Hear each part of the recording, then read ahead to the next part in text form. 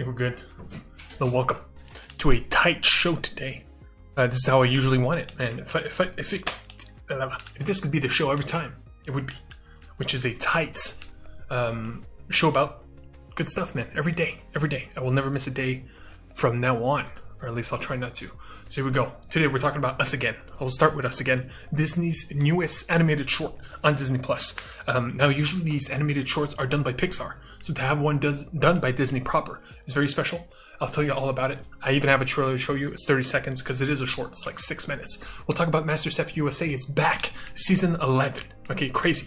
We had to wait over a year, of course, because of COVID, for this, which is Masterchef Legends. They call it Legends because now they have a rotating array of legends. And I just finished Mare of Eastown yesterday. We will be going into non-spoilers review, just my quick thoughts. Should you watch it? Should you not watch it? Is it one of the best shows of the year? A lot of people are saying it is. Will I confirmed? Stick around. And the main event, baby. The main event. Did I even already say it? I'm already lost.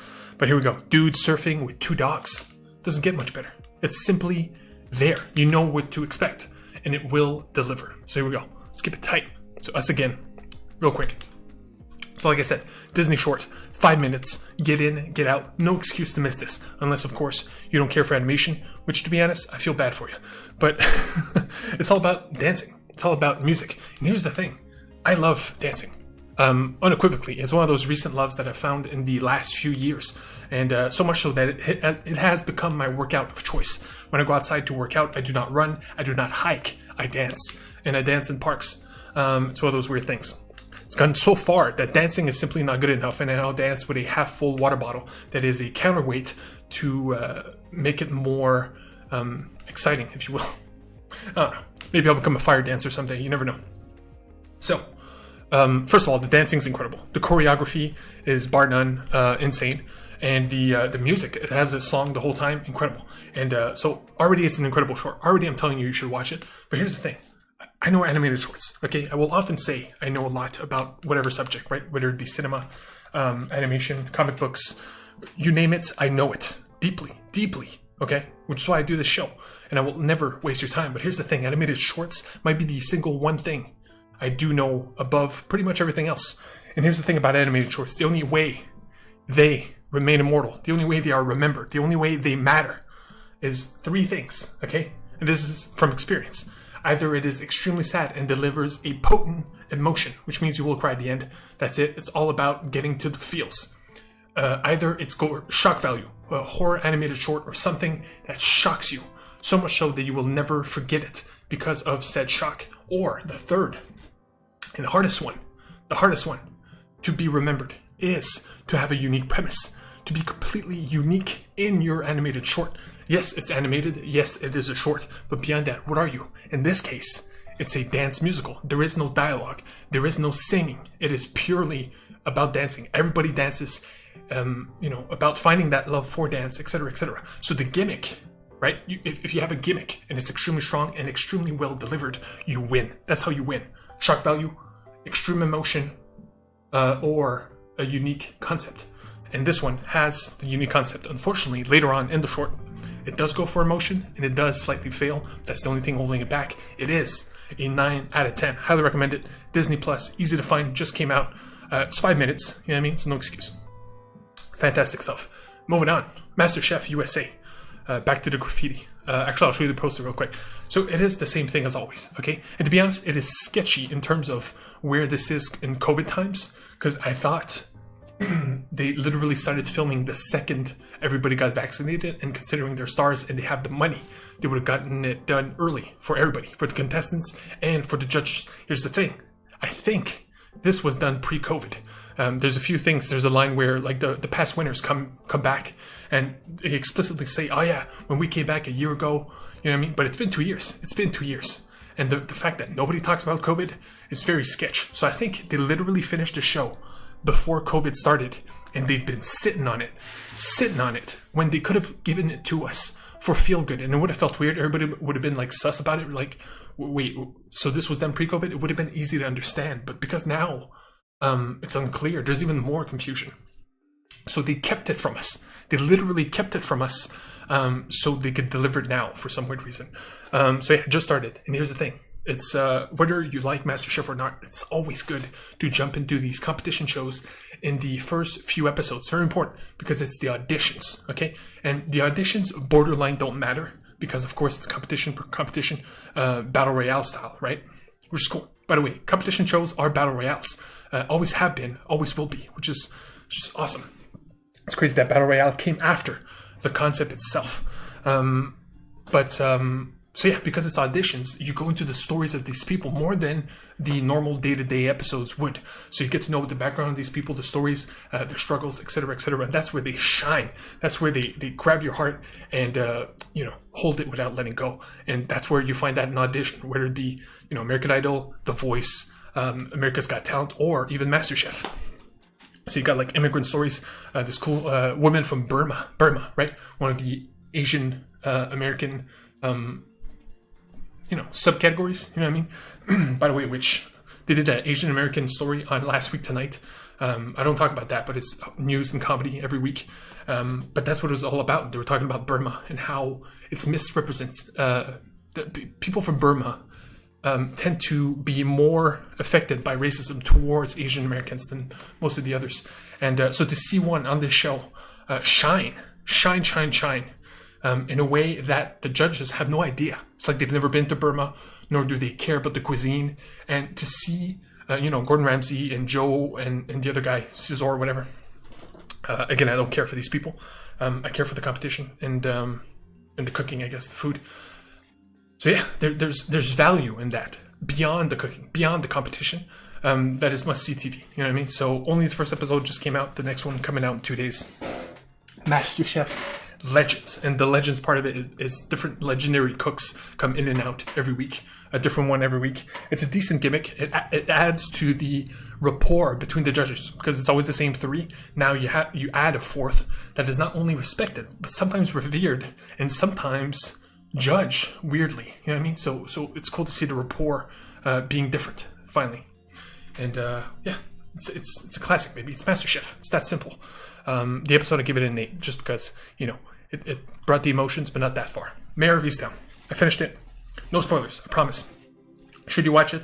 Yes. Especially if you do not know murder mystery shows, okay? This is a perfect end. Because, first of all, these are the darkest shows on television. This is drama with a capital D, tragedy with a capital T. This is like sad stuff. Always has been, always will be. Perfect examples are The Killing. But the one that I forgot to mention last time is True Detective. True Detective is one of the biggest ones in this genre. And the difference between those ones and this one is, first of all, this one has a female lead, and it's her. Like, she owns the whole thing. It's from her perspective. And by the way, when it comes to the reveal, I was satisfied, yes. And, knowing what happened and why and who satisfied me. But I learned that it's not what it's about, okay? The show literally is Mare of Eastown. It is the title. It is about her. It is about what she's going through, I'm not saying the mystery is secondary, but in the end, it's not the focus, which I do appreciate. But the lighter tone is why it's so easy to jump in and why I do highly recommend it, because these shows are extremely fun in their darkness, okay? Yes, you feel depressed. Yes, it's horrible to watch sometimes, but there's a fun to be had in guessing who did it, who did what, what's their secrets, etc., etc. And this one succeeds at that.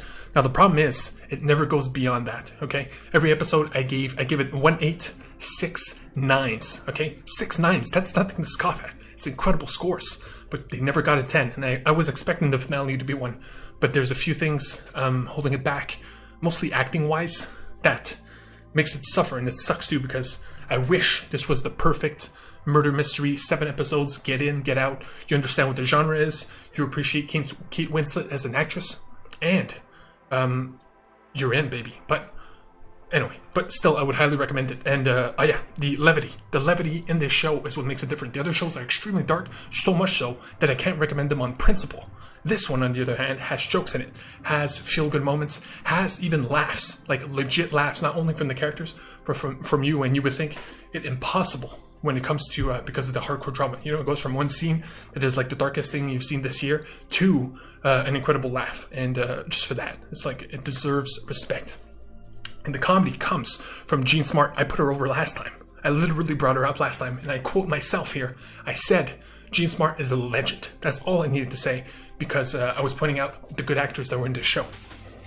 Here's the thing, Jean Smart might be having her year, and she's had years before. She's always had roles and been nominated for stuff. But not only is she the best part of Mare of Eastown, because she brings the comedy, and she's a great presence in the show. Without her in Mare of Eastown, the show would suffer. She is that important. But she's also in Hacks, which is still going. It's not finished. People are loving the show. As you can see, it's 8.2, but it's about a comedian, an old comedian, who takes a young, up-and-coming comedian under her wing. I'm guessing it's half comedy, half drama. And people love it. People love it, and they love her performance. So not only she has 2 back-to-back masterpieces show of 2021, everybody gets their year if you're that talented. And of course, Kate Winslet will be nominated, and she will probably win. We'll see. Again, what comes may come. But Jean Smart, baby. It's her year. It's her year. I'm calling it. So yeah, Hacks, I will start very soon. I'll keep you updated. And now, I think that's it. And by the way, Pixar. I was talking about the shorts earlier.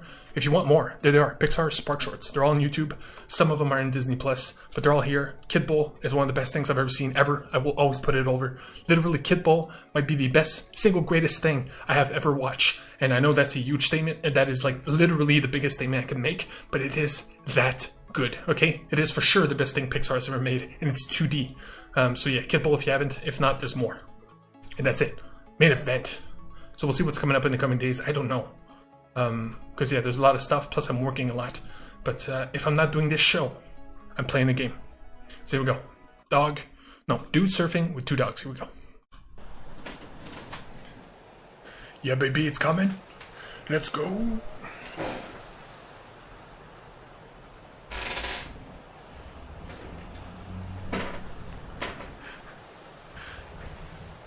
Man, it's funny because they look in fear, but he must do this a lot. And, like, they're so comfortable. And he's so comfortable, it's insane. The mastery, you know what I mean? It makes me think of me dancing, right? I made a joke earlier about me becoming a fire dancer, but that's not too far off. In the same way, this guy is a fire dancer surfer. He's such a good surfer. Being alone on a surfboard is not enough. 1 dog is not enough. No, he has to have 2 dogs, and he has to literally do gymnastics while riding the wave for him to be satisfied. In the same way, me just dancing in a park is no longer enough. So yeah, don't be surprised if out of nowhere I'm like, yo guys, I just bought this fire dancing kit. It's gonna be sick. So until next time, video games or putting over more things. No Loki, by the way. Loki, I will wait, as I always do, until there's like 2 episodes left till the finish. But yeah, that's gonna be tough to. Anyway, next time. Love and respect.